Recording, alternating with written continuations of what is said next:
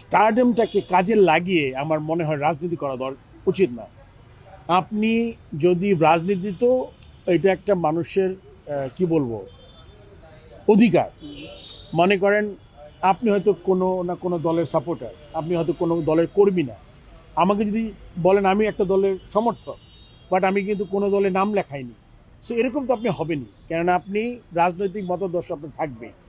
But really আপনি যদি decision মেকিংয়ে যেতে চান খেলার সময়, এটা একদম আইন করে বন্ধ করে দিয়ে দেওয়া উচিত আমার মনে হয়। উনি যেটা বলেছেন সেটা আমি তার সাথে একমত।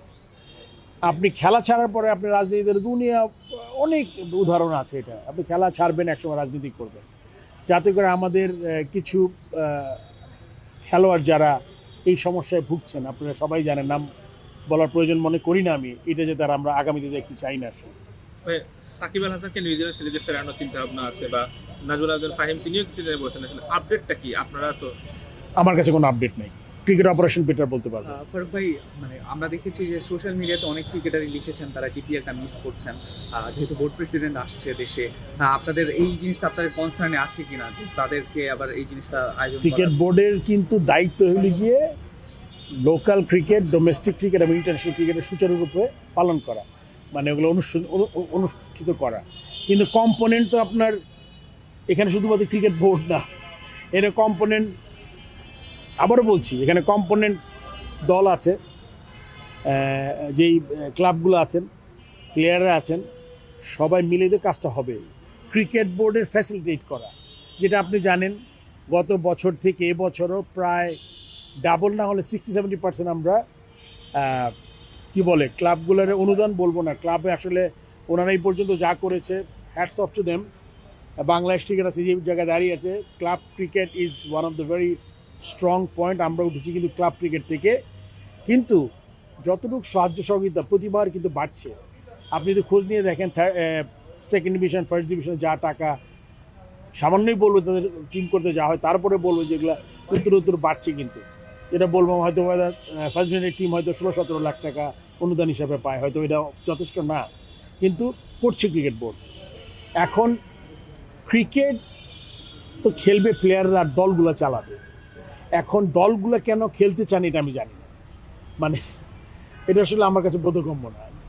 মানে বোধগম্য হয়তো এটা ওনারা একটু কিছুটা রাজনীতি এনেছেন এখানে, যে এই বোর্ডের তো একটা অর্গানাইজেশন, বোর্ডের লোকগুলো তো জাস্ট এখন এই যে ট্রেন্ডটা চালু হয়ে গেল, এই ট্রেন্ড যে যারা এখন খেলতে চাচ্ছেন না, তারা যদি কখনো তারা ক্ষমতায় আসেন, আবার যদি সেম প্যাটার্নে যায়, বাংলাদেশে কিন্তু খুব বেশি এগোতে পারবে না। সো আমি আশা করি যে বোর্ড এখন ডিসিশন নিয়ে, মানে আপনি জানেন যে আমরা কল করব, দলবদল হবে, তারপর পার্টিসিপেট করবে না করবে ক্লাবগুলোর দায়িত্ব। এখন ক্লাবগুলো যদি খেলে ভালো, না খেললে তো আসলে আমাদেরই ক্ষতি। একটা জিনিস, তুমি তো অনেক কোশ্চেন করছো, তুমি তো রেস্ট নাও। নেক্সট এখানে একটা প্রশ্ন। আপনি বলছিলেন যে ক্রিকেটাররা যখন রাজনীতিতে আসে এটা তাদের ব্যক্তি জীবনে একটা আফটার ইফেক্টের কথাটা আপনি বলছিলেন। আমরা দেখেছি যে 19 বিশ্বকাপে বাংলাদেশের খুব ভালো একটা সম্ভাবনা ছিল। 20 বিশ্বকাপ আমরা বেশ আশা নিয়ে কিন্তু ইন্ডিয়াতে গিয়েছিলাম বিশ্বকাপটা খেলতে। আপনি কি মনে করেন যে রাজনীতিকরণের কারণে টিমের মধ্যে একটা ডিভিডেশন তৈরি হয় ড্রেসিং রুম, এবং এটা মানে ওভারঅল পারফরমেন্সে এই ইফেক্টটা পড়ে? এত আগের কথা তো আমি বেশি মনে নাই আমার আসলে।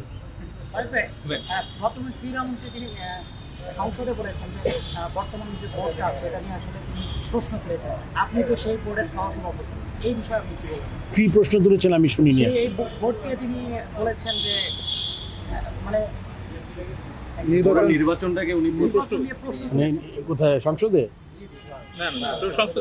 সংশোধন। না, ভুল কোশ্চেন। নেক্সট আমি একটা কোশ্চেন করি। ঢাকা ক্যাপিটালসের যারা ক্রিকেটাররা বিপিএল এ খেলেছিল তারা এখনো পেমেন্ট পায়নি। আপনি তো একজন সিনিয়র ক্রিকেটার, এই যে পেমেন্টটা ইস্যুটা ক্রিকেটার পাচ্ছে না, কি আসলে প্রত্যেক বছরই একটু করে ইমপ্রুভ করে। আমার মনে হয় একটা টিম পায়নি, এটা আপনি যদি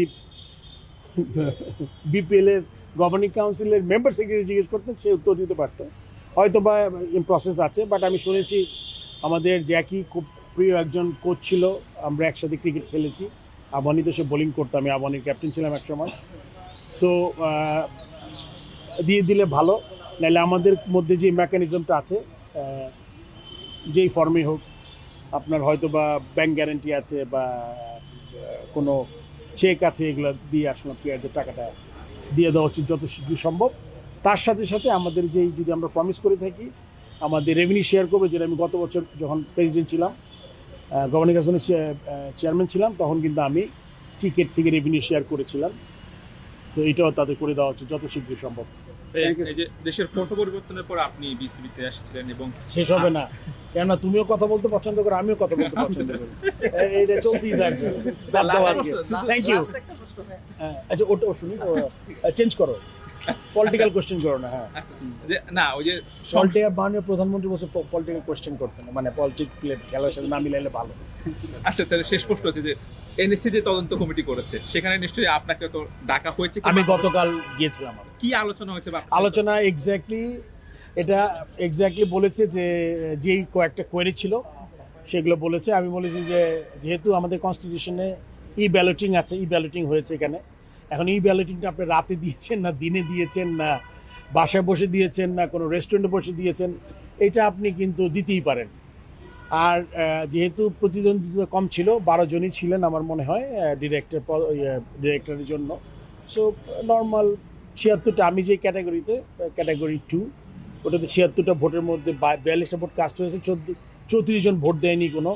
আর এখানে কোনো নিয়ম নেই যে এতটা ভোট পেতে হবে আপনি জন্য। সো আমার মনে হয় মানে আমি প্রতিদ্বন্দ্বিতা হয় নাই, কিন্তু মানে কারচুপির কোনো স্কোপ নাই, কারণ আপনি যদি 2টা প্যানেল থাকে, যদি 12-র অধিক আপনার লোক থাকে, তাহলে কিন্তু আপনার ম্যানিপুলেশনের কোয়েশ্চেনটা আসে। এখানে আমি অ্যাটলিস্ট আমার ক্যাটাগরিতে আমি কোনো ম্যানিপুলেশন দেখিনি। তখন যদি